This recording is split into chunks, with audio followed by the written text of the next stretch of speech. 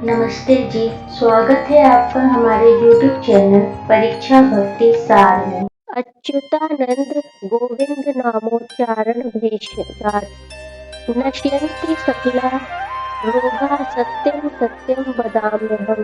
भगवान कृष्ण बोले, मार्गशीर्ष नाम शुक्ल पक्ष की एकादशी का नाम मोक्षदा है।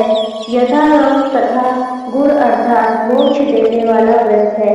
12 मासों में मैं मार्गशीर्ष को उत्तम मानता हूँ। कृष्ण पक्ष की एकादशी से प्रेम उत्पन्न होता है और शुक्ल पक्ष की एकादशी का व्रत मोक्ष प्रदान करता है। इस व्रत में दामोदर भगवान का पूजन करना चाहिए। आज व्रतधारियों को यजमान से मेरी उग्र बंद लीला का श्रवण करना योग्य है। यह व्रत मोक्ष तथा चिंतामणि के समान सब कामनाएं पूरी करने वाला होता है, जिससे आप अपने पूर्वजों के दुखों को खत्म कर सकते हैं। इसकी कथा इस प्रकार है। प्राचीन गोकुल नाम के नगर में वैखानस नाम का राजा धर्मात्मा और भक्त था। वह वहाँ पर राज्य करता था। उसके राज्य में चारों वेदों के ज्ञाता ब्राह्मण रहते थे। वह राजा अपनी प्रजा का पुत्र के समान पालन करता था। एक बार रात्रि में राजा ने स्वप्न देखा कि उसके पिता नरक में है। राजा को बड़ा आश्चर्य हुआ। प्रातःकाल राजा विद्वान ब्राह्मणों के पास गया और अपना स्वप्न ब्राह्मणों को सुनाया। कहा कि मैंने अपने पिता को नरक में कष्ट उठाते देखा है। उन्होंने मुझसे कहा है कि पुत्र मैं नरक में पड़ा हूँ, यहाँ से तुम मुझे मुक्त कराओ। जब से मैंने ये वचन सुने हैं तब से मैं बेचैन हूँ।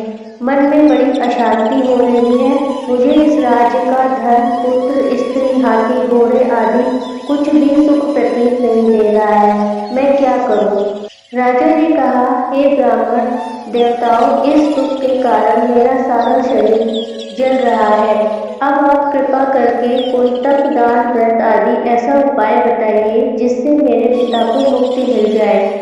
उस पुत्र का जीवन व्यर्थ है जो अपने माता पिता का उद्धार न कर सके। एक उत्तम पुत्र जो अपने माता पिता तथा पूर्वजों का उद्धार करता है वह 1000 मूर्ख पुत्रों के अच्छा है। जैसे चंद्रमा सारे जगत में प्रकाश कर देता है परंतु हजारों तारे नहीं कर सकते। ब्राह्मणों ने कहा, हे राजा, यहाँ पर ही भूत, भविष्य, वर्तमान के ज्ञाता पर्वत मुनि का आश्रम है। आपकी समस्या का हल वो जरूर करेंगे। ऐसा सुनकर राजा मुनि के आश्रम पे गए। उस आश्रम में अनेक शांत चित्त योगी और मुनि तपस्या कर रहे थे। उसी जगह पर्वत मुनि बैठे थे। राजा ने मुनि को साष्टांग दंडवत किया। मुनि ने राजा से सामोपांग कुशल पूछा।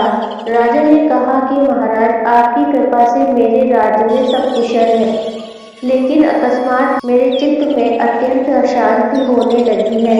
ऐसा सुनकर पर्वत मुनि ने आंखें बंद की और भूतकाल को विचारने लगे। फिर बोले, हे राजन, मैंने योग के बल से तुम्हारे पिता के कुकर्मों को जान लिया है। उन्होंने पूर्व जन्म में कामातुर होकर एक पत्नी को रति दी थी, किंतु सौत के कहने पर भी दूसरी पत्नी को ऋतुदान मांगने पर भी नहीं दिया। उसी पाप कर्म के कारण तुम्हारे पिता को नरक में जाना पड़ा।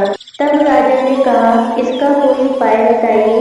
मुनि बोले, हे राजन, आप मार्गशीर्ष एकादशी का उपवास करें और उस उपवास के पुण्य को अपने पिता को संकल्प कर दें। इसके प्रभाव से आपके पिता अवश्य नरक से मुक्ति मिलेगी। मुनि के ये वचन सुनकर राजा महल में आए और मुनि के कथनानुसार परिवार सहित मोक्षदा एकादशी का व्रत किया।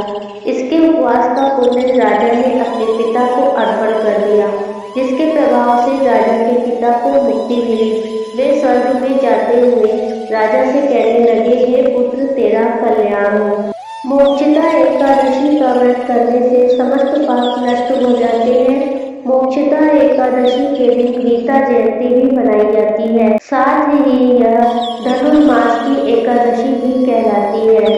अतः इस एकादशी का महत्व कई गुना और भी बढ़ जाता है।